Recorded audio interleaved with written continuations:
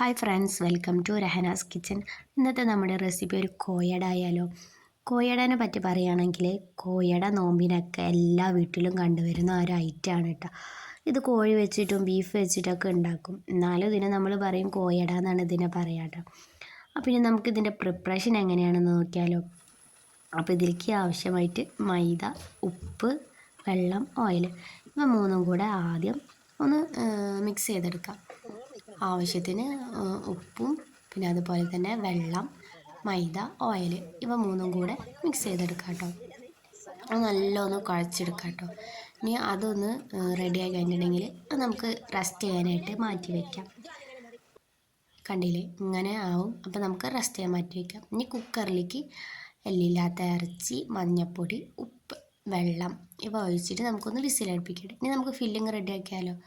ചട്ടി വെച്ച് കൊടുക്കുക, വെളിച്ചെണ്ണ, പിന്നെ അതുപോലെ ഉള്ളി, ആവശ്യത്തിന് ഉള്ളി, ഉപ്പ് ഇതൊന്ന് വഴന്ന് വരുമ്പോൾ ഇതിലേക്ക് വേപ്പിൻ്റെ ഇല ഇട്ട് കൊടുക്കുക. പിന്നെ അതുപോലെ തന്നെ ഇഞ്ചി വെളുത്തുള്ളി പേസ്റ്റ് ഇട്ട് കൊടുക്കുക കേട്ടോ.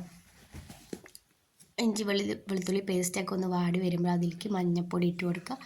പിന്നെ അതുപോലെ തന്നെ അതിലേക്ക് ഗരം മസാല, കുരുമുളക് പൊടി, പിന്നെ അതൊന്ന് ഇളക്കി കൊടുക്കുക കേട്ടോ. ഒന്ന് ഡ്രൈ ആവട്ടെ. ഇനി അതിലേക്ക് നമ്മൾ ആഡ് ചെയ്ത് കൊടുക്കുന്നത് മല്ലിയിലയാണ്. പിന്നെ അതുപോലെ ആഡ് ചെയ്യണത് നമ്മൾ വേവിച്ച് വെച്ച ചിക്കൻ ഒന്ന് ഗ്രേറ്റ് ചെയ്തെടുത്തതാണ് കേട്ടോ. അത് നമ്മൾ ആഡ് ചെയ്തിട്ട് അതൊന്ന് ഡ്രൈ ആവട്ടെ. അതിൽ വെള്ളത്തിൻ്റെ അംശമൊക്കെ ഉണ്ടാവും. അപ്പോൾ അതൊക്കെ ഒന്ന് ഡ്രൈ ആവട്ടെ കേട്ടോ. അപ്പോൾ നമ്മുടെ ചാനൽ സബ്സ്ക്രൈബ് ചെയ്യാതെയൊക്കെ കാണുന്നവരുണ്ടാവും. അപ്പോൾ നമ്മുടെ ചാനൽ സബ്സ്ക്രൈബ് ചെയ്യുക, ലൈക്ക് ചെയ്യുക, ഷെയർ ചെയ്യുക. ഇത് ഒന്ന് ട്രൈ ചെയ്ത് നോക്കാം. ട്രൈ ചെയ്തിട്ട് ഫീഡ്ബാക്ക് എനിക്ക് അറിയിക്കാം കേട്ടോ. നമ്മുടെ മാവിൽ നിന്ന് ഒരു ഉണ്ട എടുത്തിട്ട് നമ്മൾ പ്രസ്സിൽ വെച്ച് പരത്തിയെടുക്കുക. ഇനി അതിൻ്റെ നടുക്കായിട്ട് നമ്മുടെ ഫില്ലിങ് വെച്ച് കൊടുക്കുക. രണ്ട് ഭാഗം കൂടെ യോജിപ്പിക്കാം.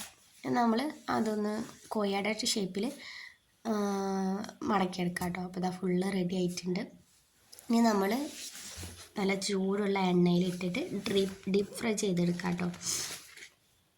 നല്ല ഡീപ്പ് ഫ്രൈ ചെയ്തെടുക്കുക. അപ്പോൾ ഇതാ ഇങ്ങനെയാണ് വരുന്നത്, കണ്ടില്ലേ. അപ്പോൾ എല്ലാവരും ട്രൈ ചെയ്ത് നോക്കുക, ഫീഡ്ബാക്ക് അറിയിക്കുക.